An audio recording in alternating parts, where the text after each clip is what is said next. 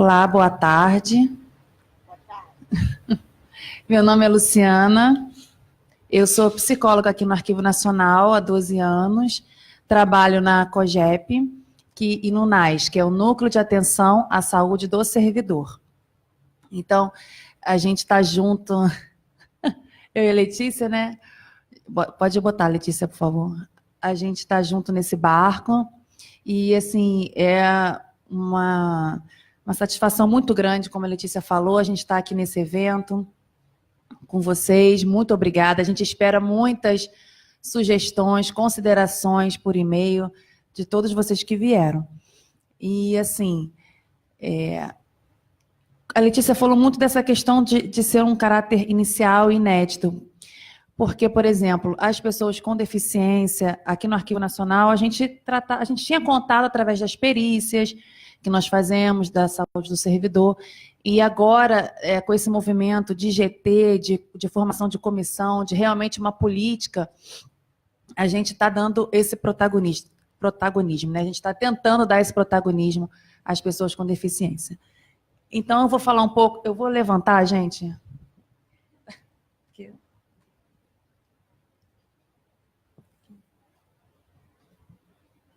Aqui é só o que a Letícia já falou, né? Não vou pegar muito nesse conceito de acessibilidade, e é o que está na legislação, que é a possibilidade, condição de alcance para a utilização com segurança e autonomia dos espaços mobiliários, etc. Isso a Letícia já colocou bem, eu acho que vocês já sabem o conceito de acessibilidade. O que eu vou falar rapidamente aqui, antes das nossas queridas convidadas falarem aqui na mesa. O que eu quero focar mais é sobre acessibilidade atitudinal. O conceito de acessibilidade ligado ao conceito de barreira, como a Letícia já colocou, mas vamos só reforçar um pouquinho. Qualquer entrave ou obstáculo que limite ou impeça o acesso, a liberdade de movimento e a circulação com segurança das pessoas. Então, podem ser barreiras arquitetônicas, comunicacionais, metodológicas, instrumentais, programáticas, atitudinais. São diversas maneiras de dividir isso. Por que nós vamos ficar com a acessibilidade atitudinal, ou melhor, com esse conceito de barreira atitudinal? Porque vamos supor, a barreira arquitetônica é mais visível. Vamos pensar, hoje mesmo vindo para cá, para o arquivo.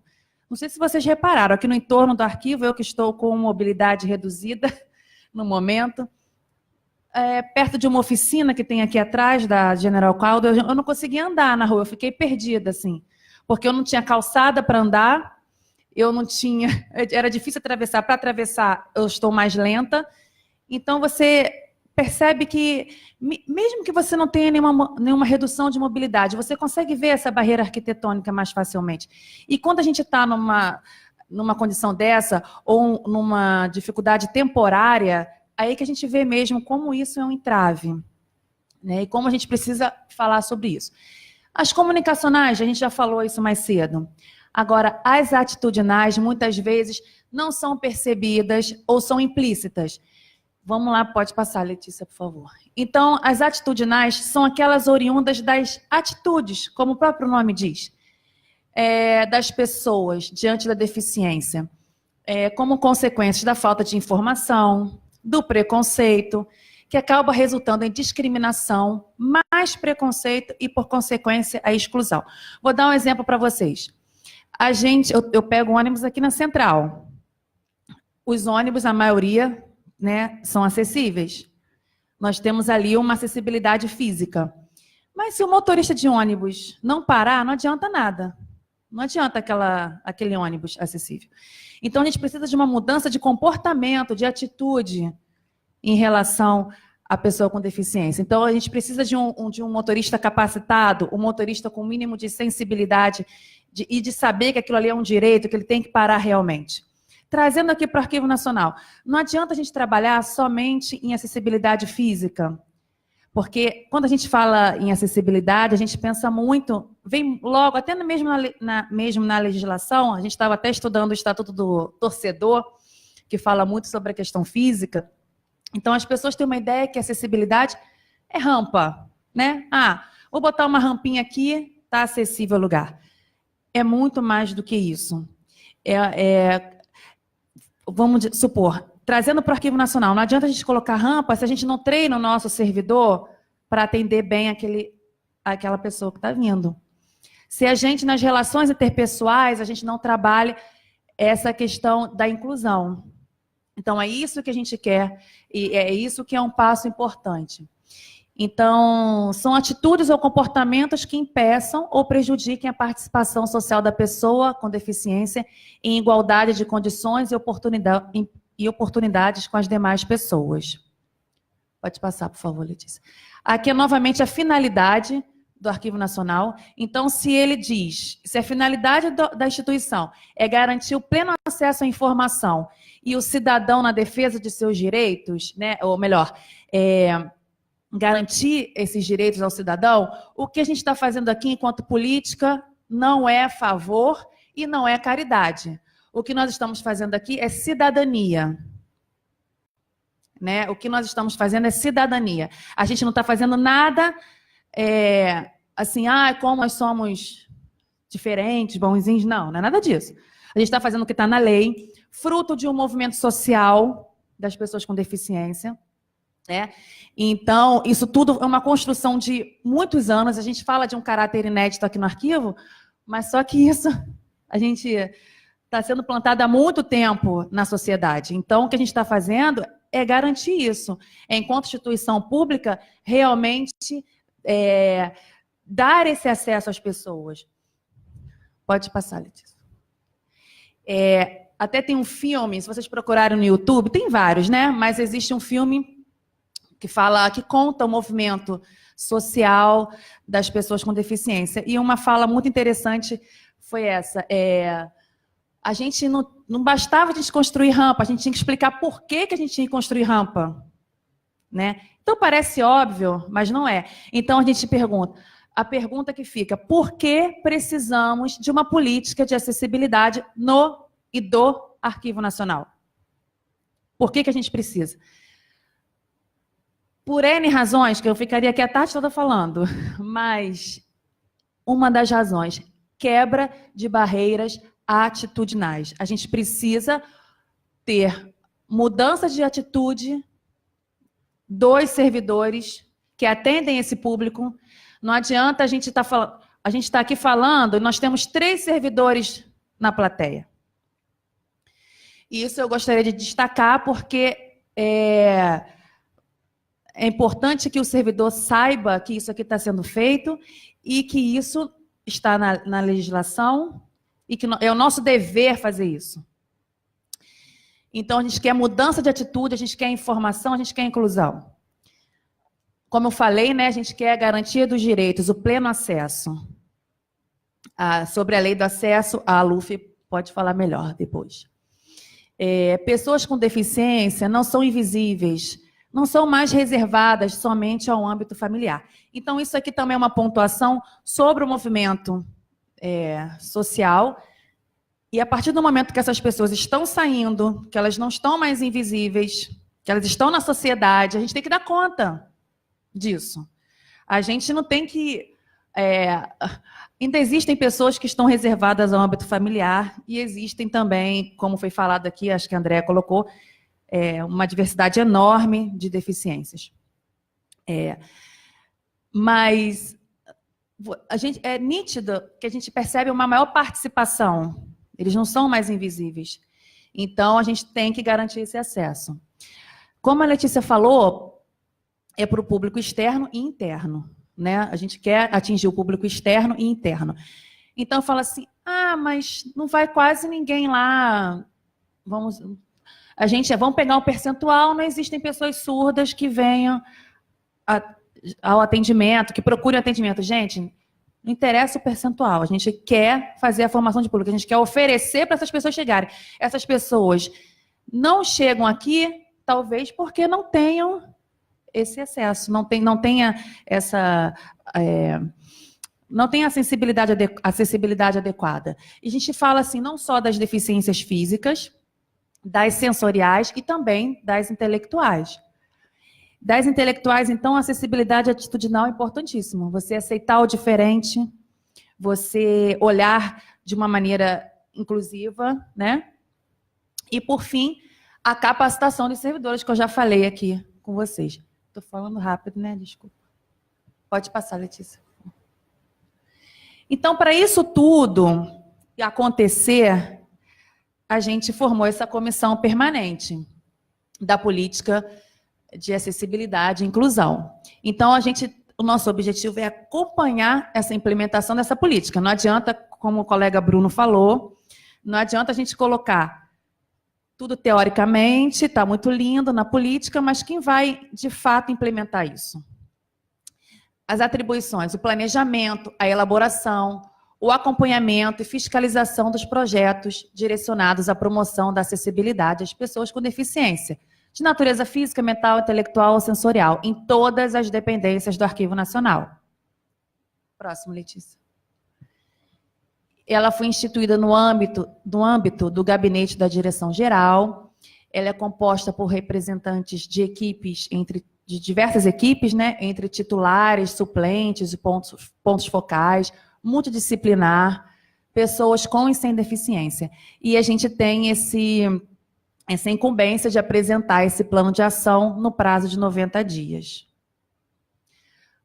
Muito obrigada. Isso aqui foi só uma fala introdutória para as nossas colegas. Eu espero muito, assim, que vocês entrem em contato conosco, que a gente precisa da participação de vocês, que vocês deem sugestões, críticas, e a gente quer contar mesmo com vocês, com as sugestões, tá bom? Muito obrigada.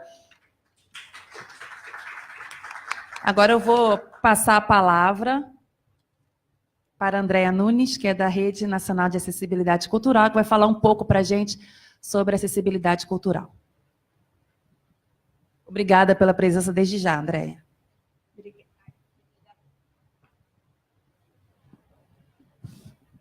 Boa tarde, né? De novo.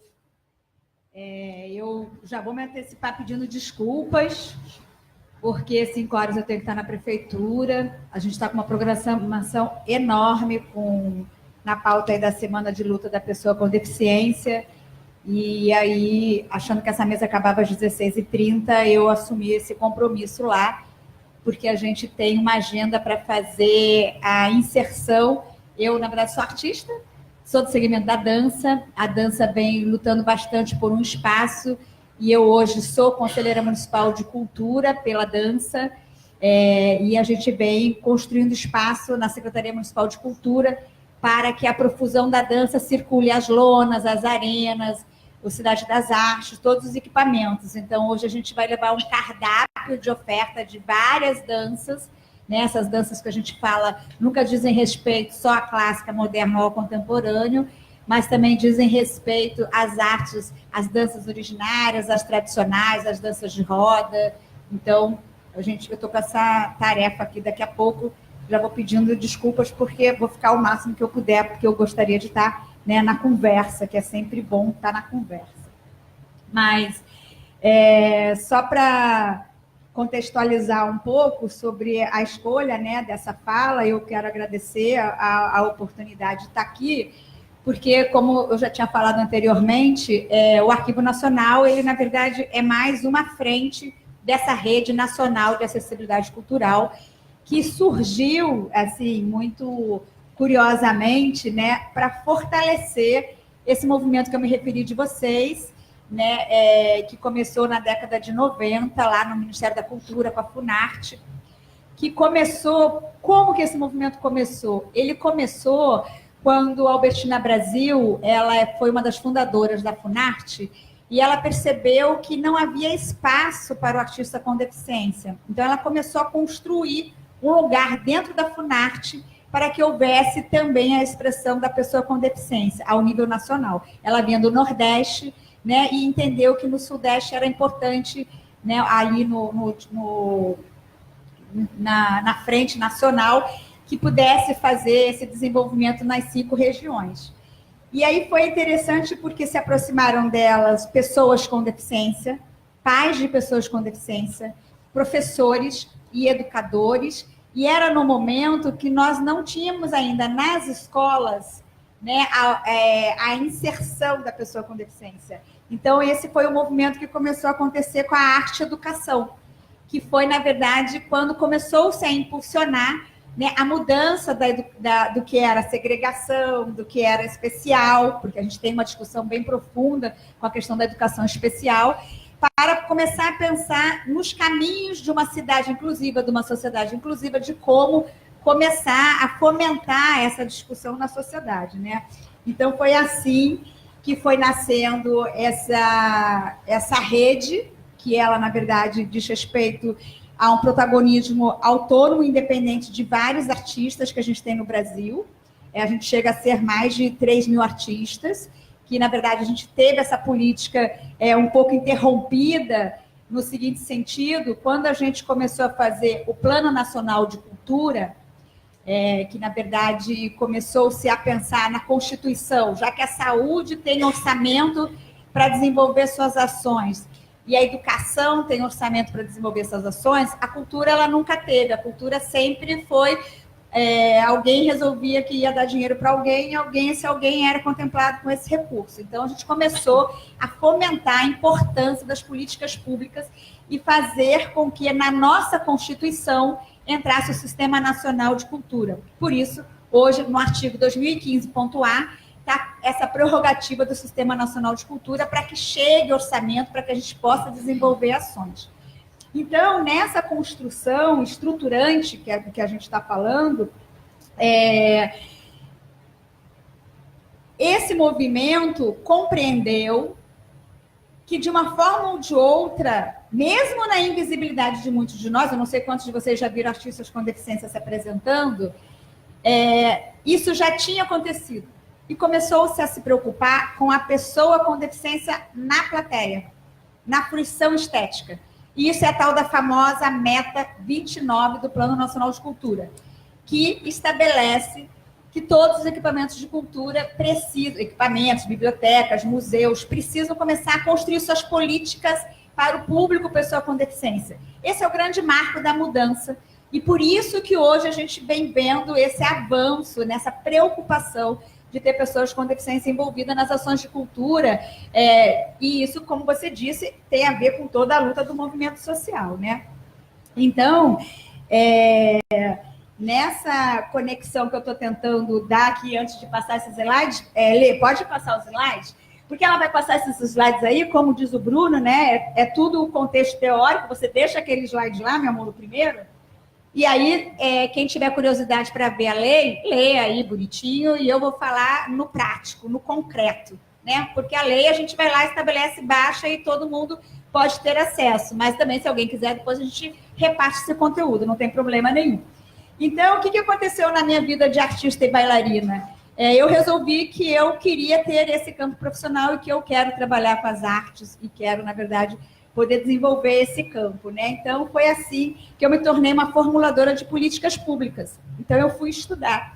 E hoje, na verdade, na minha formulação de políticas públicas, o meu espectro, digamos assim, de atenção é a cultura por direitos. Então, só por isso, eu fui construindo, né, os caminhos para buscar estruturação nas políticas públicas, nos planejamentos, para pensar como sensibilizar os setores à necessidade de práticas inclusivas, né? E aí, isso, na verdade, vai construindo toda uma rede que vai se fortalecendo para trazermos a importância das políticas culturais acessíveis.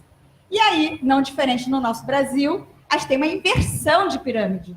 Primeiro, né, a gente vai ter que entender onde é que estão a comunidade negra na nossa vida e nas expressões culturais, e também, nessa inversão da pirâmide, na frente, sim, as pessoas com deficiência. Então, nós estamos vivendo isso sem esquecer da mulherada, né? Então, assim, a gente vai vivendo esse lugar que tem a ver com as tais famosas políticas de interseccionalidades, né? O que é esse nome estranho aí tem? Esse nome tem a ver com o quê? Com as convenções tardias. O movimento da pessoa com deficiência, quando ele constrói as suas convenções, já é no século XXI. Ele aprende com o movimento dos negros, aprende com o movimento das mulheres e vem fazer essa reivindicação também. Então, é por isso que a gente está disputando, sim, orçamento público, para que a gente pare de ter denúncia que as coisas não aconteçam e que a gente possa descobrir como que a gente vai potencializar o recurso. Não adianta ter só, por mais que seja importante as acessibilidades atitudinais, e a gente sempre diz que essa é a primeira, porque a gente está muito atrasado nisso, a gente sempre também, na crítica ao movimento da acessibilidade cultural, a gente diz até quando, e é como o Bruno diz, até quando a gente vai ficar na acessibilidade atitudinal? Até quando a gente vai permanecer na acessibilidade atitudinal? Claro, tem toda uma equiparação por isso, né? É importante, porque em cada lugar tem um desnível. Então não adianta, se aqui nunca teve e já existe há anos, não tem como. Antes do recurso chegar para cá, né? Porque o recurso não existe, precisa sensibilizar toda uma equipe para que essa equipe lute por essa prioridade orçamentária. Então, a gente está nessa luta de fazer luz a esses interesses. E, é claro, a cada momento que tem interesse, né, de algum recurso ou não, a disputa sempre é muito grande. O primeiro recurso que cai sempre é ou para acessibilidade, ou para a arte, ou para a cultura, ou para os direitos humanos, ou para a população negra, ou para a população mulher. Então, assim, a gente precisa entender, né, como que a sociedade civil vai se organizar para não só quando o gestor assegura a rubrica, se a sociedade civil vai garantir a execução. Por isso que não adianta. Quando, na verdade, a gente viveu um governo popular que construiu as conferências municipais, estaduais, sejam dos setores que forem, se a sociedade civil não estiver lá e a gente não estiver dentro dos conselhos, agora mesmo, sabe o que a gente está fazendo? A gente está fazendo a lei que o Crivella vai assinar do Fundo Municipal de Cultura. A gente está renovando a lei do ISS, que é o Imposto sobre Serviços de Qualquer Natureza. Aí vocês me perguntarem, e aí, tem dinheiro para gente? Tem, porque a gente está lá dando a canetada. Agora, quando eu saio lá do gabinete, tudo que a gente canetou cai. É assim que acontece, cai.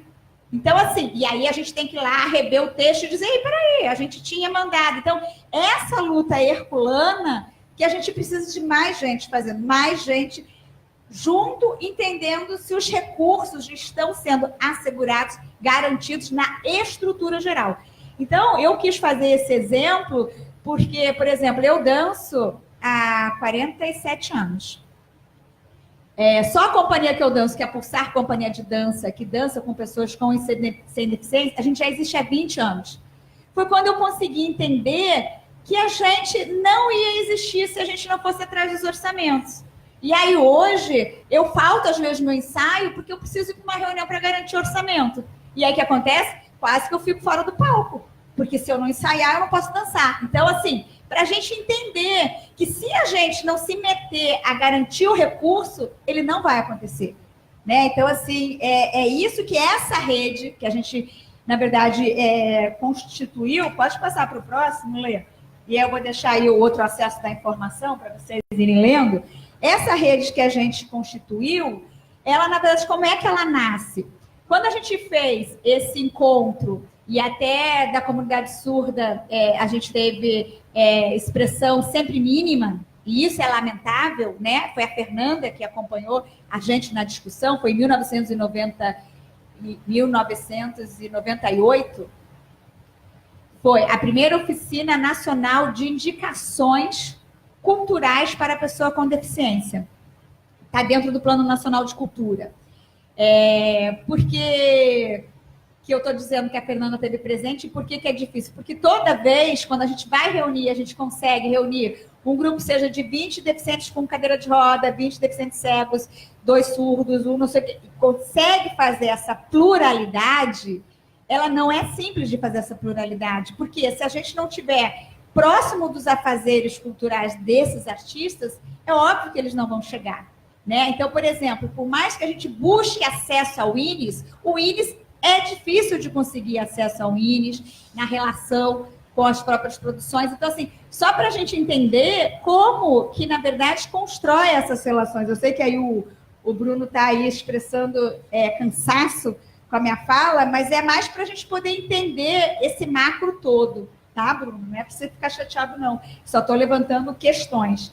Então, quando a gente pensa nessa rede, que ela se tornou uma rede de fomento, formação e articulação, por que ela nasce assim? Porque nesse documento que eu estou falando da indicação das políticas culturais, a gente entendeu que era importante ter um eixo que discutisse só sobre acessibilidade. E esse eixo que discutia sobre acessibilidade, ele propositou que a gente começasse a ter formações de gestores, formações de profissionais e envolver as instituições. Envolver o INES, envolver o IBC, envolver a Helena Tipoff, envolver todo mundo para que chegasse junto nessa discussão da formulação. Ninguém aqui quer fazer formulação sem estar com a comunidade pensando junto, não se trata disso, né? Mas, ao mesmo tempo, tudo bem, a gente pode viver com a questão das conquistas tardias. Vamos sentar o braço, vamos esperar. Quando todo mundo chegar, a gente vai. Ninguém vai fazer passo para frente se a galera não estiver junto. Não vai fazer. Tem uma hora que tudo estaciona. Não é tão só por isso que a gente segue estacionado. Por quê? Porque chega uma hora que não tem a ida junto, tudo paralisa. Então, a gente está vivendo sempre esse retrocesso. E aí, nessa constituição dessa rede, quando a gente construiu esse curso, é um curso que a UFRJ fez de acessibilidade cultural, que hoje nós já somos 160 pessoas do Brasil inteiro. Então, esses profissionais, eles, na verdade, são de várias áreas distintas, né? E só para vocês terem uma ideia, por exemplo, quando... Lê, pode passar essa aí de acessibilidade cultural? Que aí também tem esse contexto aí para vocês verem. Quando a gente construiu, né, essa prerrogativa do que vem a ser acessibilidade cultural, eu vou pular tudo e falar só lá de baixo. Consiste na elaboração e realização de projetos e produtos culturais que levam em consideração os aspectos da acessibilidade física, comunicacional e atitudinal em todas as etapas de concepção e execução do projeto, seguindo critérios artísticos, sociais e culturais, que tem a ver com aquela questão que eu estava falando no princípio do cuidado estético com as obras. Mas quando eu estou querendo reforçar isso, e tem a ver com o lugar da onde eu participo dessa ação da política, pode passar outro, Lê, tem a ver com essa questão que é da organização da rede, né? Por quê? Porque a rede, ela, na verdade, prioritariamente, ela começou a se organizar pelo movimento dos artistas, pessoas com deficiência. Quando isso começou a acontecer, naturalmente, muitos produtores, que, na verdade, começaram a questionar a presença do artista no palco, começaram a se incomodar com as ações das pessoas com deficiência. E a gente começou a ter que sensibilizar os produtores culturais de que o artista no palco não poderia só encarecer a produção dele. Então, a gente começou a ter que trabalhar tanto com os produtores, quanto com os coreógrafos, quanto com os diretores de arte, de qualquer linguagem ou de qualquer aspecto, de que isso tinha que ter a ver com a equiparação de oportunidades. Então, por isso que a gente fala da divisão social do trabalho, de construir esses espaços para poder fazer essas sensibilizações. Então, nesse primeiro ponto, né, estou correndo para poder dar tempo de, quem sabe, debater um pouco, né?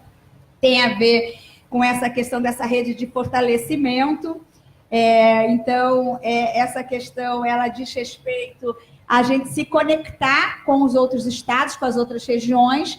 Mas, por exemplo, o Rio de Janeiro, ele fortemente é desenvolvido pela questão dos artistas. E muitos outros estados são produtores que tomam essa frente. Mas não é qualquer produtor.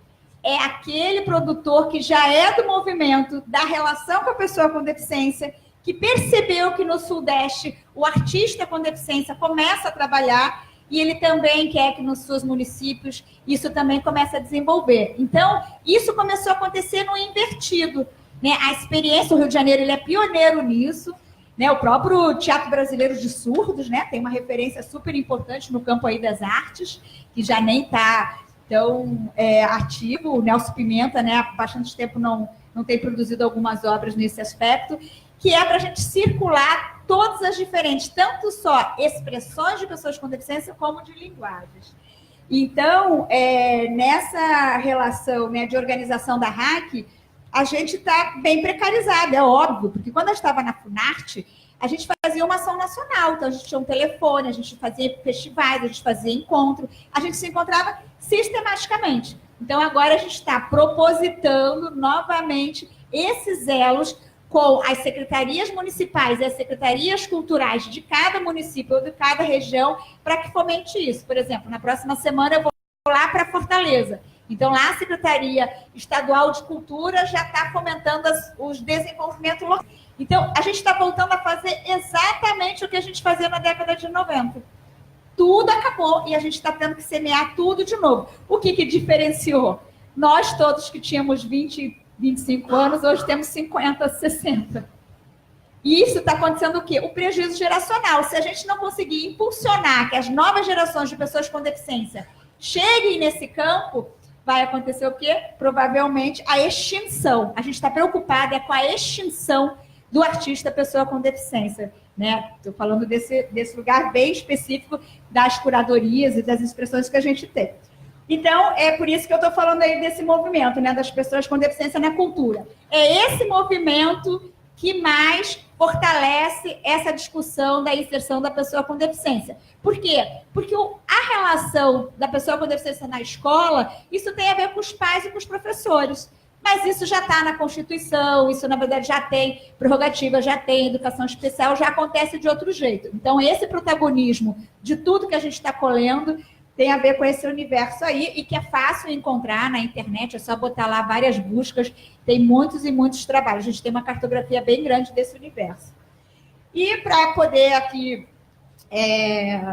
encerrar essa construção aqui, por que a gente está aqui pensando no arquivo, né? Porque a gente entende o arquivo como ambientes culturais. Então, assim, também estar no arquivo e pensando, né, esses ambientes culturais, seja da convivência, seja do conhecimento histórico, seja dos acervos, né, e a forma, sobretudo, como que a gente vai lidar com essa relação mais viva desse material histórico, né? Então, assim, a gente quer, sim, propositar ao novo Ministério da Justiça que, sim, estabeleça, que a gente propositou na política nacional, o Comitê Interministerial para desenvolver as políticas de acessibilidade cultural. O que é esse Comitê Interministerial? É que o Ministério da Justiça, que já sediou a Secretaria de Direitos Humanos, que ele construa essa política transversal, que ele possa, então, construir, né? Digamos assim, o governo federal vai ter, sei lá, vou chutar, 14 ministérios.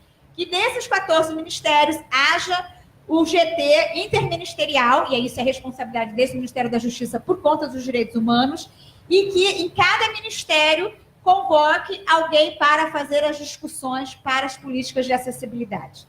Então, é nessa levada que a gente está, nessa rede nacional de acessibilidade cultural, para fortalecer, né, as experiências e as práticas culturais em acessibilidade. Era isso, gente, falando rápido.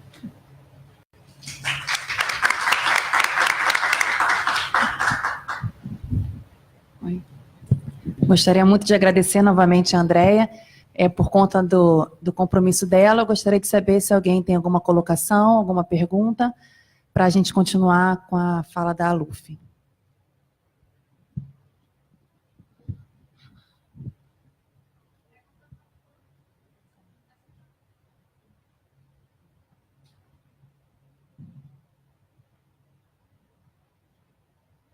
Só para complementar a Luciana, e também depois do que a André explicou, só tem 3 funcionários aqui que participam, né, do prêmio. Eles aprendem a palestra, tudo, então só tem 3 funcionários que estão participando. Sim, 3 funcionários. Aqui só tem, ele está falando que só tem 3 funcionários aqui assistindo a palestra, então eles merecem um prêmio por isso. Ah, sim. Porque só tem 4. Comigo 5. Comigo 6. Então, é porque teve dar um prêmio, porque eles estão vindo aqui assistindo essa palestra. Né? É verdade. Mas a nossa meta é atingir mais pessoas, mais servidores. A gente quer esse auditório cheio, lotado, todo mundo compre a nossa causa. Está sendo também transmitido ao vivo pelo Facebook. Tem pessoal de Brasília também, né? Está sendo transmitido, então a gente atinge um público que não é só presencial. Então o seu ministro está ouvindo, né? Mas, novamente, gostaria de agradecer aos servidores presentes. E a vocês, novamente.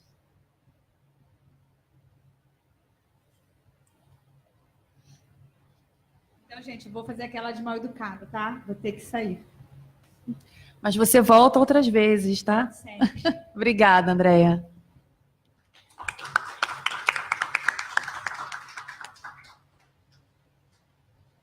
Realmente, como a Letícia falou, a gente está comemorando, né? O melhor. Semana que vem é o Dia Internacional da Pessoa com Deficiência, então existem muitos eventos na cidade. Eu vou passar a palavra à Luffy, que é a nossa servidora aqui, arquivista, doutora em Ciência da Informação, para ela falar um pouco da questão técnica e de outros aspectos também importantes. Boa tarde a todos. Como a colega bem apresentou, eu me chamo Luffy, tenho formação em arquivologia e respondo atualmente pela COPRA, que é a coordenação de... desculpa, eu estou falando... Se eu estiver falando muito rápido, vocês me avisem, que eu vou falar mais devagar, tentando respeitar a tradução e me fazer entender, não só para os presentes, né, que possuem necessidades especiais, mas também como o nosso público, que assiste por meio do Facebook. Como eu dizia, eu respondo atualmente pela coordenação de processamento e preservação de acervo, é a maior coordenação do Arquivo Nacional. Nós não atuamos diretamente com o público, essa é uma tarefa da COACE, mas somos nós quem processamos tecnicamente a documentação e, principalmente, quem trabalha a documentação e as formas, né, de que essa documentação fica disponível nos nossos instrumentos de pesquisa, base de dados, enfim. Gostaria também de salientar que o meu lugar de fala é um lugar de fala técnico. Agradecer o convite da equipe de acessibilidade do Arquivo Nacional por oferecer essa possibilidade de um arquivista estar falando sobre as suas impressões, sobre os impactos de políticas de acessibilidade para os arquivos públicos, e é nesse lugar que eu me coloco. Não sou uma especialista em acessibilidade, mas me interesso e me respeito muito, e tenho muito respeito pelo tema. Então, eu fico feliz de ter a possibilidade de estar aqui com vocês e de receber as perguntas e de aprender, principalmente, né, com os meus colegas que têm trabalhado o tema e também com os outros colegas que atuam no âmbito do Arquivo Nacional e os nossos usuários consulentes que portam necessidades especiais e merecem todo o respeito. A minha apresentação ela vai ser desenvolvida em 2 momentos. No primeiro, eu faço as minhas colocações, né, como arquivista e também pesquisadora na área de arquivologia. E, num outro momento, eu vou apresentar um trabalho de uma outra colega, ela é de Brasília, também arquivista, a Daniele. Ela estaria presente aqui conosco, infelizmente, ela teve problemas de ordem pessoais e que ela não pôde comparecer. E o trabalho da Daniele, o trabalho da Daniela como pesquisadora na área de arquivos é muito relevante. Ela é uma das pioneiras que trabalha a questão com muita seriedade, né, da questão da acessibilidade em arquivos. Então, no segundo momento da minha apresentação, eu vou apresentar para vocês o trabalho que ela desenvolveu e que traria para cá. Então, assim, se houver qualquer pergunta acerca da pesquisa da Daniela, que seja feita e que acho que a equipe, né, vai passar as perguntas e ela pode estar respondendo. É uma pessoa muito atenciosa e interessada pela temática. Ela desenvolve pesquisa no âmbito da Universidade de Brasília. Bom, agora falando a parte que me compete, eu estou falando muito rápido, desculpa. Não? Se eu estiver falando rápido, tá? É só... Do ponto de vista daquilo que me compete como arquivista e também como pesquisadora na área de arquivologia, fazendo um breve relato, né, de como a arquivologia como campo de conhecimento se desenvolveu. Ela surge, né, como campo de conhecimento no século XIX, com uma, digamos... um modelo, né, custodial e patrimonialista. E aí, o que seriam essas duas coisas? Né? Custódia, aquele lugar, né, o arquivo, o estudo dos arquivos como um arquivo daquele lugar que guarda o documento, e o documento como um patrimônio.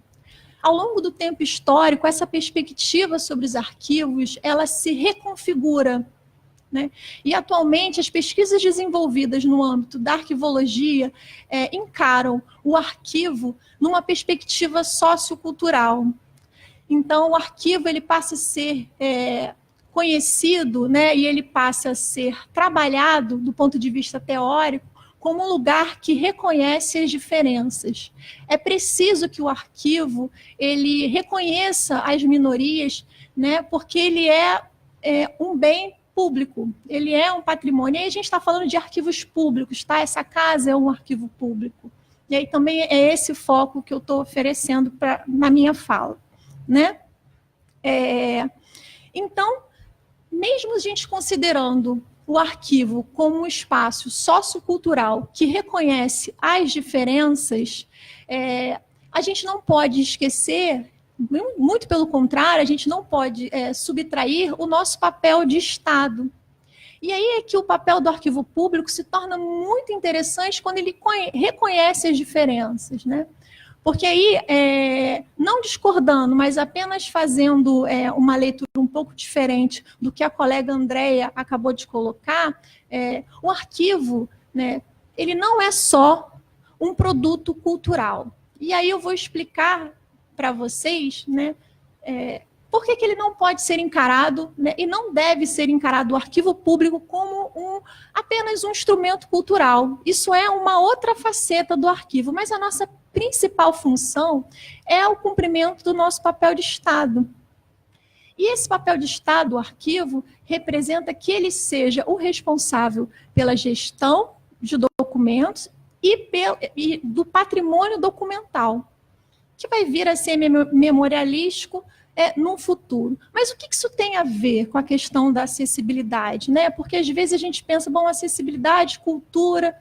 Não, o papel do arquivo é muito importante, porque quando a gente fala que não podemos excluir o papel de Estado do ponto de vista da acessibilidade, da promoção da acessibilidade, estamos dizendo e assegurando que, por exemplo, os direitos, né, e a cidadania sejam asseguradas nos aspectos que dizem respeito à transparência das ações do Estado. Os arquivos públicos, eles são responsáveis, né, por estabelecer instrumentos que favoreçam a transparência e o melhor fluxo das informações públicas. E se as informações são públicas, elas pertencem aos cidadãos. Na medida em que o arquivo se torna acessível, que ele encontra mecanismos, né, de que essa documentação, essas ações públicas transcritas em documentos, ela permite, né, que o cidadão ele se apodere dos arquivos e que ele consiga entender as ações do Estado. Então, é importante que as ações de acessibilidade dentro dos arquivos não sejam focadas somente no aspecto cultural. Muito pelo contrário, temos que investir em mecanismos de que todos os cidadãos compreendam, né, e eles façam um bom uso da informação pública, né? Esse é o nosso grande papel. Trazer também as pessoas que tenham necessidades especiais, não só para usufruir do nosso patrimônio como cultura, mas também como identidade e como aqueles que regulam a própria ação do Estado, né? Porque as ações do Estado, elas dizem respeito a nós. Então, assim, o governo tem que ter transparência, as contas públicas, a própria gestão do Estado, a gestão da máquina do Estado. Então, nós temos que agir, né, temos que ter atitudes proativas nesse aspecto também, que assegurem que a pessoa com necessidades especiais estejam introduzidas numa ação mais imediata de regulação do Estado. E o arquivo pode fazer esse papel e deve. Aliás, eu, como técnica, acredito que esse é a faceta mais bonita do arquivo do ponto de vista de inclusão.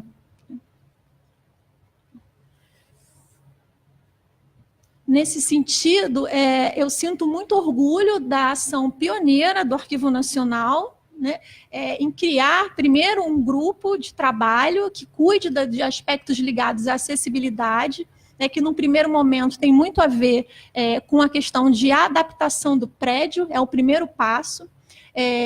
Mas isso deve ser incentivado, deve continuar a ser incentivado e, de certa maneira, ampliado para que a gente consiga alcançar isso que eu estou dizendo, né? Formas de que o cidadão, com necessidades especiais ou não, ele consiga usar, fazer uso, né, do arquivo na sua plena potência.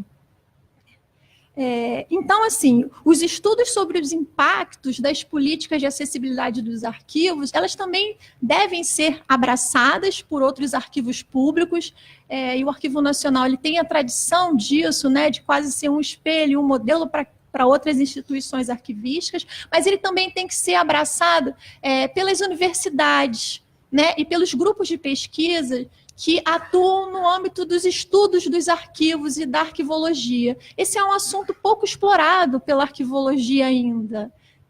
A nossa colega Daniela, ela é uma das poucas pesquisadoras, né, em estudos avançados que discute a temática dentro da academia. Então, eu faço um convite, né, enquanto pesquisadora de arquivologia, que a academia também abrace a temática, para que a gente possa melhorar, né, e também os próprios arquivos públicos usufruírem de pesquisa de ponta relacionada ao tema. Como eu falei, a gente tem que também avançar nas nossas atividades e ampliar, né, principalmente não ficar muito focado apenas em adaptações do prédio. Temos que ter, não que isso não seja importante, é extremamente importante numa medida inicial, mas pensarmos em como a gente pode desenvolver outras formas de acessibilidade informacional. Esse é um assunto tão importante que existe um manual, tá, da Unesco só acerca da temática, acessibilidade em arquivos. E lá, eles, grosso modo, não focam muito nessa questão da adaptação do prédio, mas eles se ligam muito nessa questão do uso da informação. Como é que você tem mecanismo de que essa informação ela seja absorvida de forma plena, né? De que as pessoas, do que o cidadão comum, ele possa usufruir dessas informações públicas, que por muitas vezes, né? Então a gente chega aqui, um usuário chega no Arquivo Nacional, né, e uma documentação, digamos, mais recente sobre a administração pública, como é que ele vai entender aqueles relatórios todos, como é que ele vai entender essa multiplicação de dados, enfim, não só no arquivo, eu digo até nas bases de dados públicos, esses dados públicos muito relacionados à administração do Estado. Como é que esse usuário ele vai fazer uso disso, né? Como é que ele vai entender essa linguagem? É importante, porque esse é um aspecto fundamental para o exercício da cidadania, né?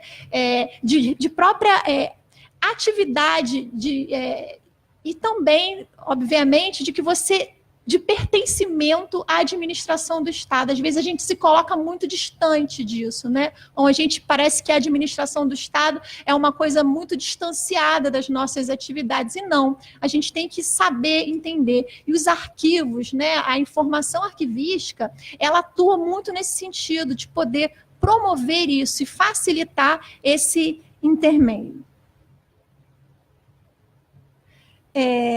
Outra questão também que eu coloco é que os arquivos, ao se adaptarem, né, a se tornarem acessíveis, eles abrem as portas, né, para nossos usuários que não são só especialistas.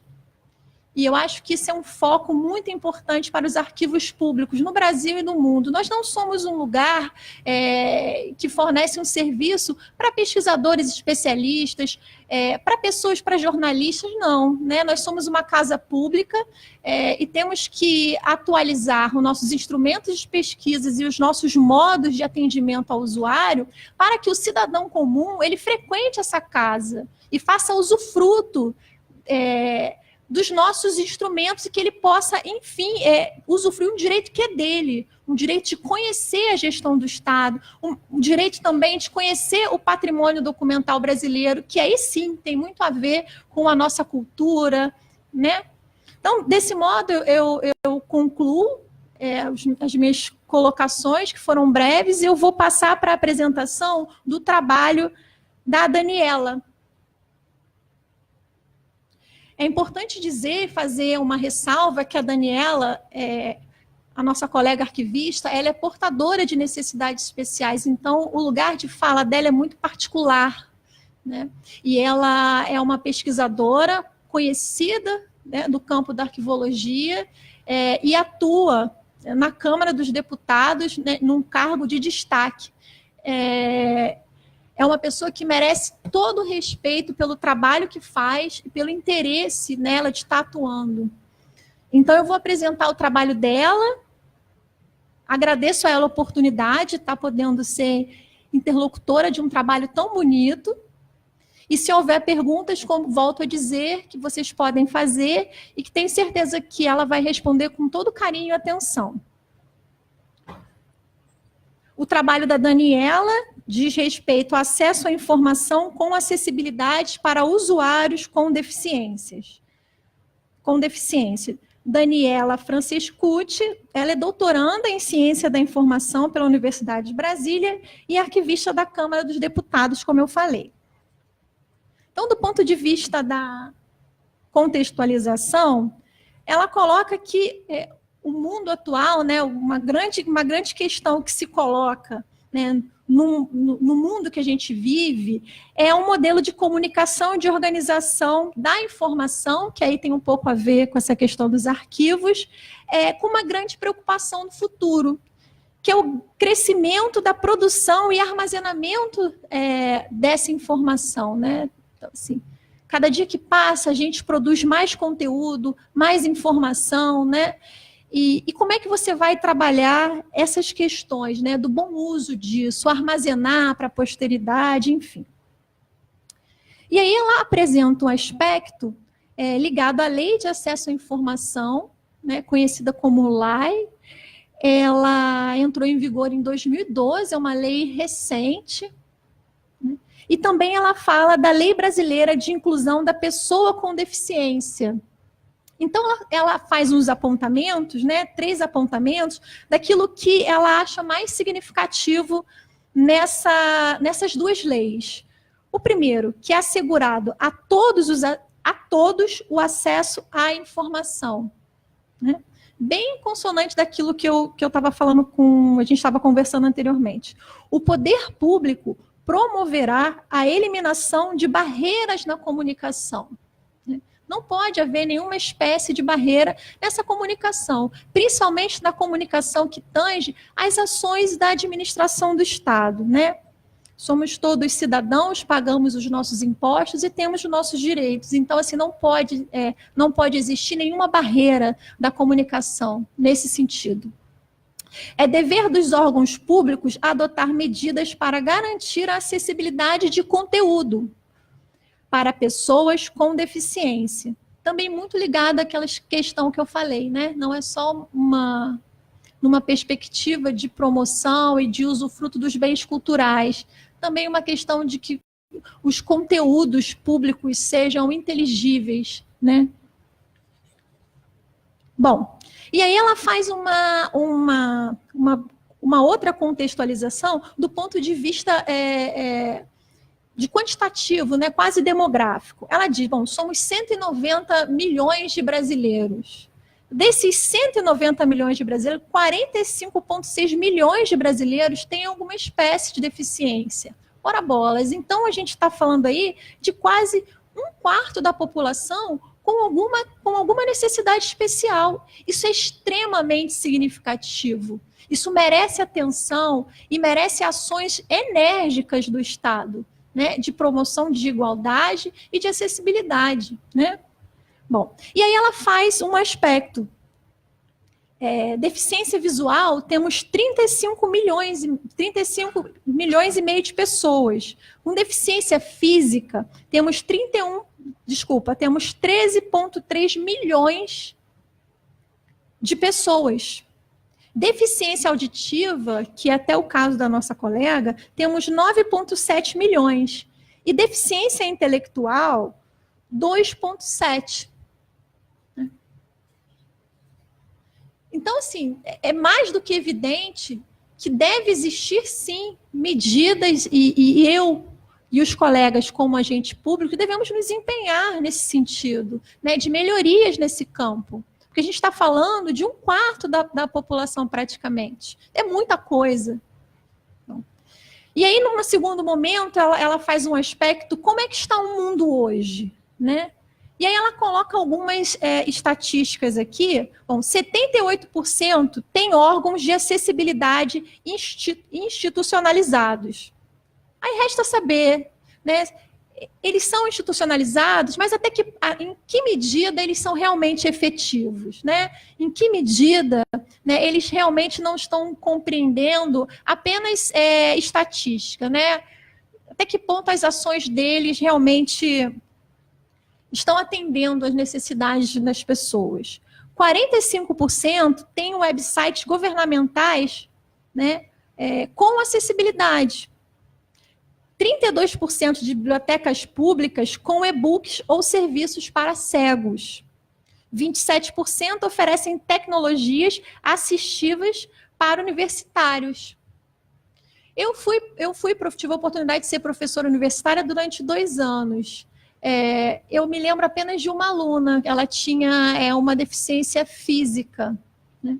Mas ainda não como a gente vê, essas injustiças, essas diferenças, elas vão realmente incidir em pontos que a gente não pode mais admitir, né? Que é, por exemplo, que ela se torne impeditivos de que a pessoa com necessidades especiais ela não possa estar na universidade, né? Um espaço onde ela possa exercer plenamente a sua intelectualidade, enfim, né?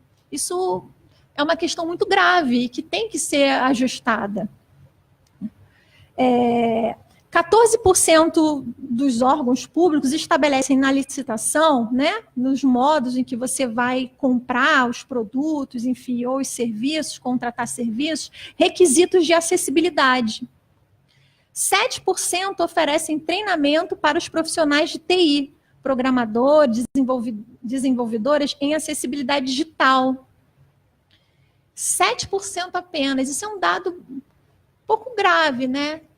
Se a gente pensar como a gente poderia promover também uma melhor inclusão, né? Essas pessoas poderiam estar, né, mais conectadas, poder fazer uso, né, da conexão, enfim, com o mundo de uma maneira mais confortável para ela também, no lugar onde ela se sinta bem, enfim. E a gente só tem 7% de treinamento, né, dessas pessoas que vão justamente trabalhar em produtos tecnológicos para acessibilidade, também é um ponto que a gente tem que questionar e ver assim, bom, né, isso não está legal, isso, né, tem que ser melhorado. 6% tem cooperação ativa entre os órgãos públicos e instituições sem fins lucrativos, de apoio às pessoas com deficiência, né? Bom, e aí, como ela é uma pesquisadora da área da ciência da informação e arquivologia, ela traz essa questão da ciência da informação, acessibilidade e inclusão, né? E ela faz uma citação de um autor da área, de 2010, onde ela diz que a atuação eficaz do profissional da informação, ou seja, né, dos agentes da prática, dos trabalhadores dos arquivos, dos trabalhadores das bibliotecas, dos trabalhadores dos museus, né, esse é o profissional da informação, depende de instrumentos tecnológicos que possibilitem o desenvolvimento das diversas atividades informacionais, né, de acessibilidade, tratamento técnico, né, dessas informações. Tendo em vista a complexidade dos serviços, os produtos informacionais e as características dos diferentes públicos, que exigem cada vez mais uma compreensão da tecnologia.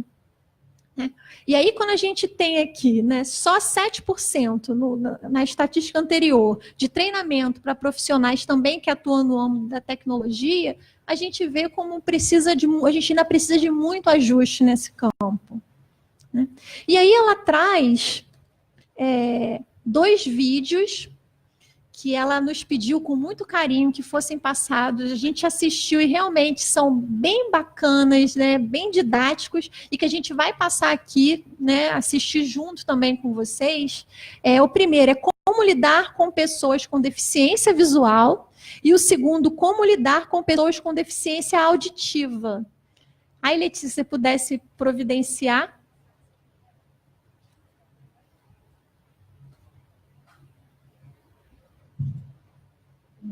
Só uma observação.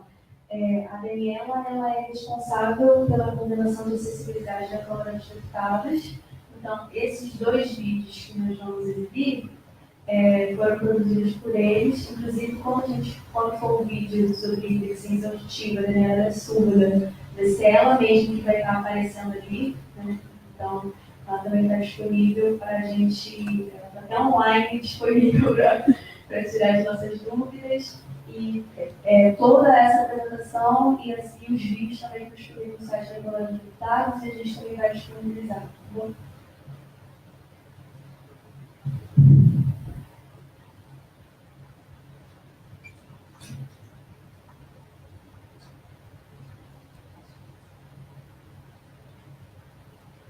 Eu vou descer aqui. Acho que dá pra...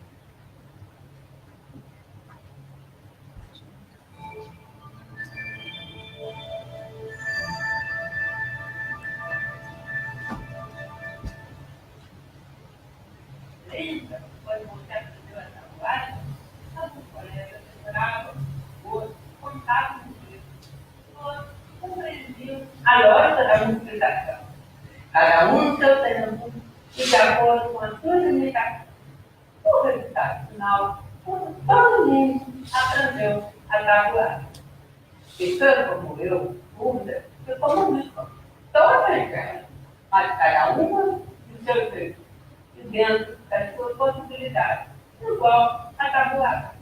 Então, a primeira coisa que precisamos saber é que existem cursos que aprenderam a ler, a escrever e a parar o possível, como eu. Existem também aqueles que não aprenderam, não usam a Libra, que é a língua brasileira dos sinais. Ele está passando assim. Também temos o estudo bilíngue, que eu comunico um pouco dele, e também em Libra. E existem na Libra aqueles que não são nem oralizados, nem usam a Libra. Eu comunico com gesto e outros sinais criados no âmbito também. Então, por aí já entendendo que aquela expressão todo mundo não está correta. A não ser que a pessoa surda também tenha um problema em sua voz. Muitos surdos não falam simplesmente porque não aprenderam a falar. Esse tipo de homem, qual a melhor forma de se comunicar com aquela pessoa surda? Mas algumas dificuldades podem ajudar. Desde que precise, ao conversar comigo ou outra pessoa surda. Porque não temos como captar sentimentos como alegria, tristeza, saudade ou seriedade só pelo som de voz. O movimento com o corpo também são excelentes indicativos do que você está dizendo. Não fique contra a luz, e sim em um lugar iluminado. E sempre frente para mim, para que eu possa fazer a leitura labial e não coloque nada em frente à sua boca. A mão ou um copo d'água podem fazer com que eu perca a trecho enorme da sua fala. Fale de maneira clara, mas sem exagero. A velocidade da fala é normal, a não ser que se pegue para falar mais devagar. Está sendo importante também o contato visual. Você precisa olhar, ouvir voz, explicações, a conversa está boa. Ao querer chamar minha atenção, toque no meu braço ou acende sem débito dúbio. Se você souber alguma forma de se comunicar com o chefe, cuidado. Se eu tiver dificuldade de entender, avisarei. Modo geral, suas ativas serão bem-vindas. Algumas pessoas preferem a comunicação escrita. Outras preferem perguntas, cuja resposta seja sim ou não. Não precisa ficar no jogo. Assim que entender a melhor forma, a comunicação irá progredir. Até agora, falei como eu posso entender. Mas você precisa me entender também, né? A nossa dicção nem sempre é boa. Se tiver dificuldade em me entender, não se apanhe. E peça para eu repetir. Geralmente, a gente não se incomoda de repetir quantas vezes for preciso. O importante é se comunicar. E essa comunicação tem que ser comigo, e não com o técnico, quando eu peço. Ele está ali para ajudar, mas direcione o olhar e a fala para mim. Existem níveis da deficiência do espírito. Inclusive, pode parecer difícil se adaptar a cada uma delas. Mas as pessoas são diferentes, não são? E a gente lida essa particularidade de cada um todos os dias, cheio de deficiências ou não.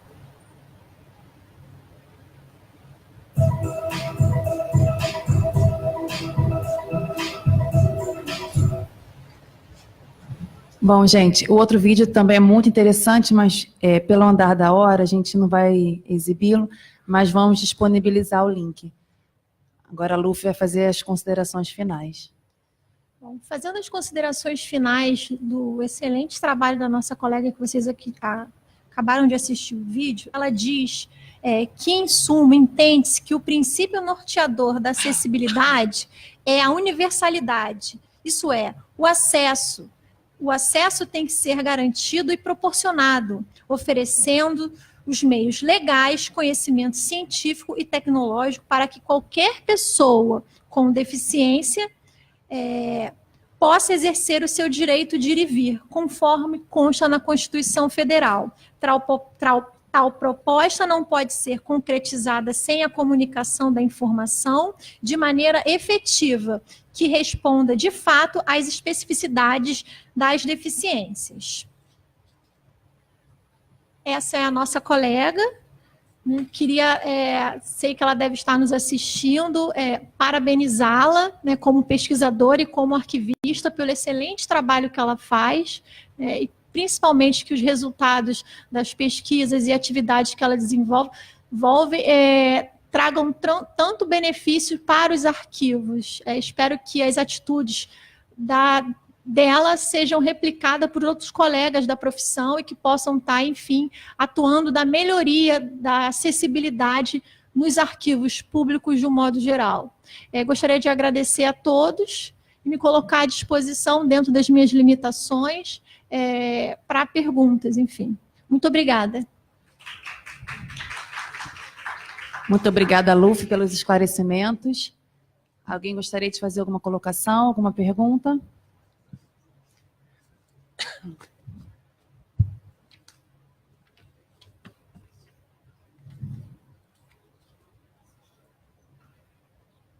Só para passar a informação, eu queria parabenizar a pesquisadora, que é muito boa, mas eu queria também mostrar essa palestra também do site de pesquisa, das instituições, das empresas, né, divulgar também na internet.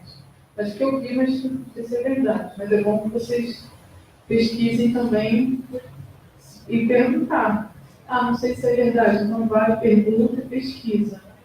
Ela é só pesquisadora, então ela tem a internet, pega provas pela internet para mostrar quantidade. Então, por exemplo, eu estudei no INSS. Lá não tem acessibilidade. Mas por que não? Entendeu? Então, por exemplo, no INSS é um estudo surdo. Então, tem um site próprio de Libras. Então, por que eles não fazem? No INSS é uma referência, mas eles não fazem. Isso é um exemplo. Então, na internet não é totalmente verdade. Então, cuidado com esses dados de internet. Então, ela fez essa parte porque ela pesquisou, no doutorado dela. Entendeu? Para vocês. O mais importante é que vocês precisam de quem é surdo. Pergunta. Então, tem a informação correta? Teve acessibilidade quando você pegou esses dados? Teve a qualidade? Então, por exemplo, eu fui na polícia. Tem técnicos na polícia? Não tem. Então, como é que eu vou fazer? Como é que eu vou ter alguma porcentagem dentro da acessibilidade? Então, como é que eu vou provar isso? Então, assim, é só um aviso, mas muito bom o estudo dela, pesquisa, excelente. Então, precisa ter realmente essa prova viva. Algumas pessoas deficientes, principalmente cadeirantes, então, pode, por exemplo, pode, de repente, conseguir andar, mas, de repente, fica escada de novo, a perna, aí vira deficiente, entendeu? Igual o surdo também. Mas deficientes cegos, surdos, não pode comparar, por exemplo, com concurso. Tem uma vaga, mas para deficiente. Tá, mas quem é que vai competir? Surdo, cadeirante ou cego? Quem é que vai ganhar? Aí então eu vou ganhar, porque eu sou cadeirante, eu sou inteligente. O surdo é igual, a mesma coisa que o cadeirante. Mas precisa também ter alguma específico para surdo, específico para cego, separar essas deficiências. Porque não é um deficiente. Um deficiente, mas quem é esse deficiente? Então não vai aprender nada. Mas essa pesquisa precisa também, é muito boa. Parabéns pela pesquisa. Foi muito importante falar quem eu sou. Eu sou surdo, eu sou cego. Então é importante falar quem é esse deficiente. Vou acreditar em quem. Tá, parabéns. Eu só complementando mesmo, não é uma pergunta não, só para fazer vocês pensarem. Porque eu vou vir aqui, por exemplo, eu trabalho no Museu do Amanhã. Tem acessibilidade.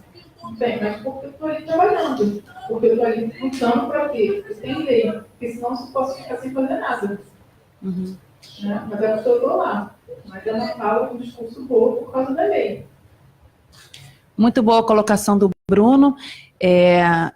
Muito obrigada pela sua colocação. E colocar dois aspectos que o Bruno colocou aqui. Falar sobre esses dois aspectos. Um é a diferença do quantitativo e do qualitativo, né? Porcentagem é uma coisa muito objetiva, mas como de fato isso é feito, né? Que a gente tem que investigar melhor. Até a questão que ele colocou mais cedo sobre os sites, né? Está lá no site, mas como é a qualidade dessa apresentação? E uma outra coisa que ele colocou sobre as especificidades de cada deficiência.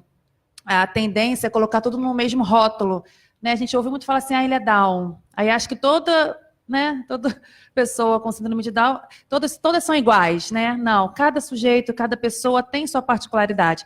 E nessa questão também dos concursos, enfim, existem especificidades da deficiência intelectual, da deficiência física, sensorial, isso tudo tem que ser visto e analisado do ponto de vista subjetivo, né?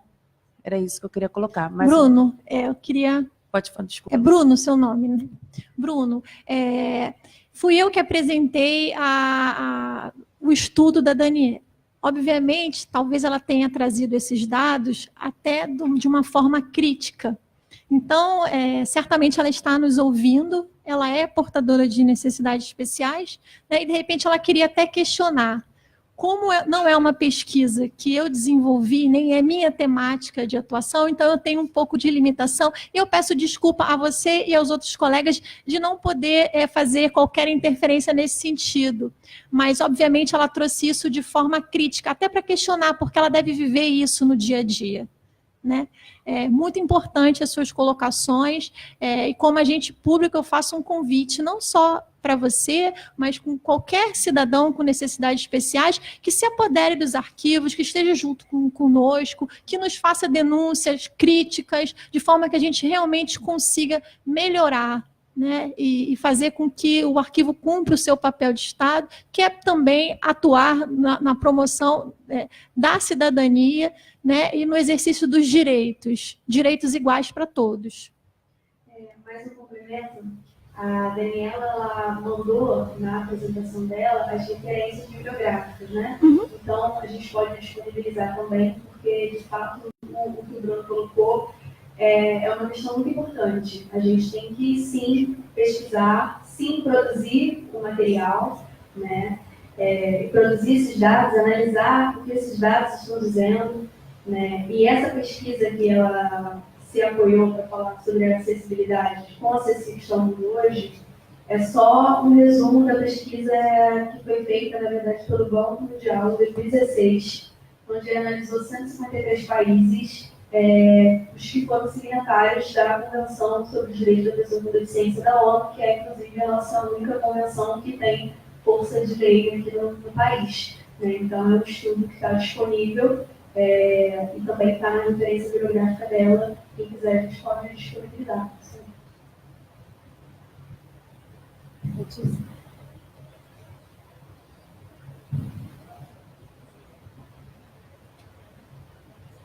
Boa tarde, eu sou aluna de graduação da UNI, do terceiro período. E no meu grupo de estudos, quem está fazendo estudo sobre acessibilidade em arquivo.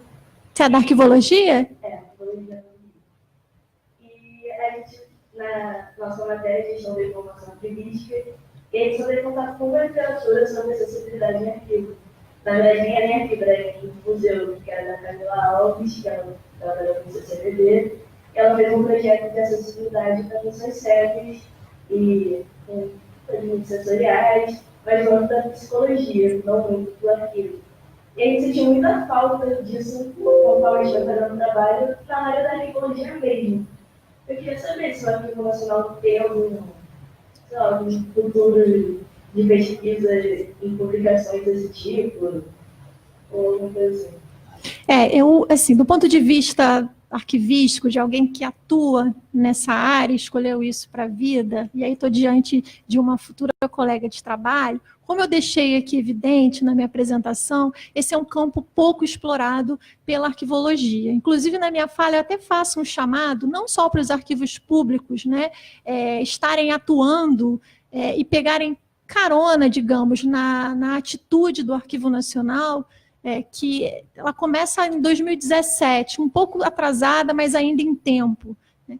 Mas também que a universidade ela abrace isso, as pesquisas arquivísticas elas atuem nesse campo de acessibilidade no amplo aspecto, não só de adaptações do prédio, mas também que favoreçam o que a gente chama na literatura da ciência da informação, de letramento informacional, como é que essa informação ela vai ser utilizada por esse nosso usuário, e principalmente no aspecto mais detalhado, específico, o nosso usuário com necessidades especiais. Fico muito feliz de você ter um grupo de estudantes e que vocês estão pesquisando a temática.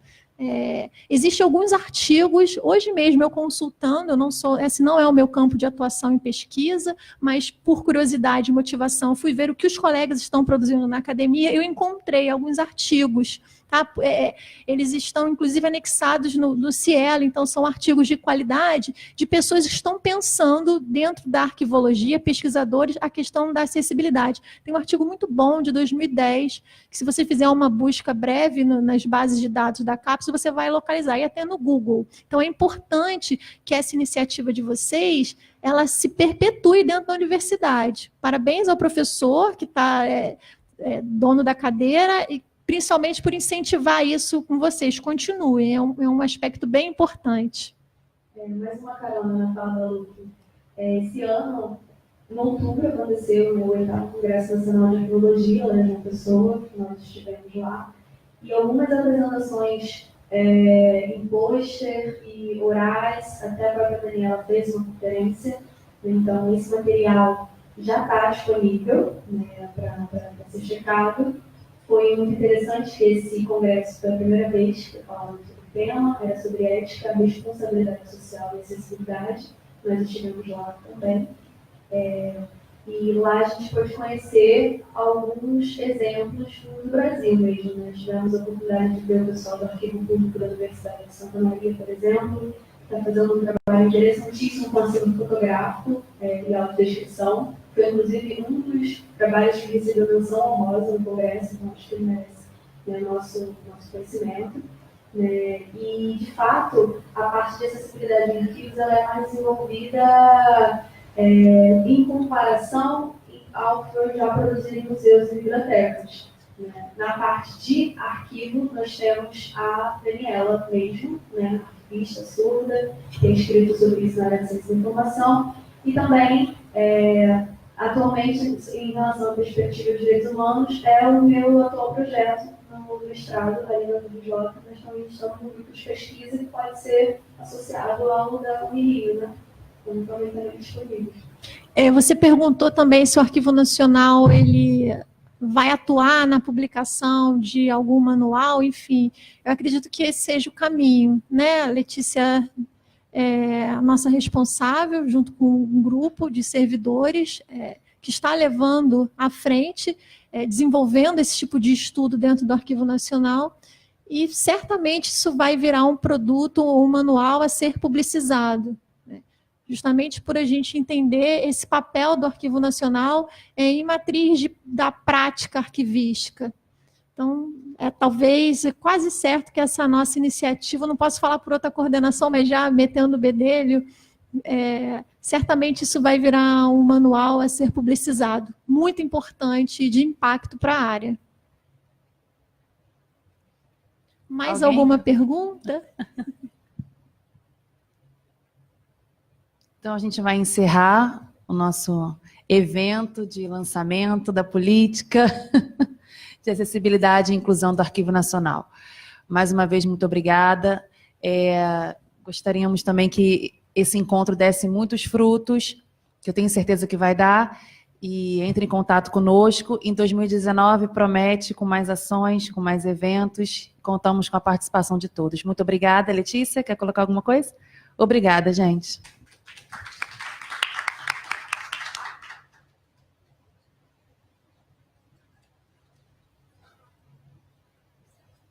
Só preciso fazer um pepino. Normal.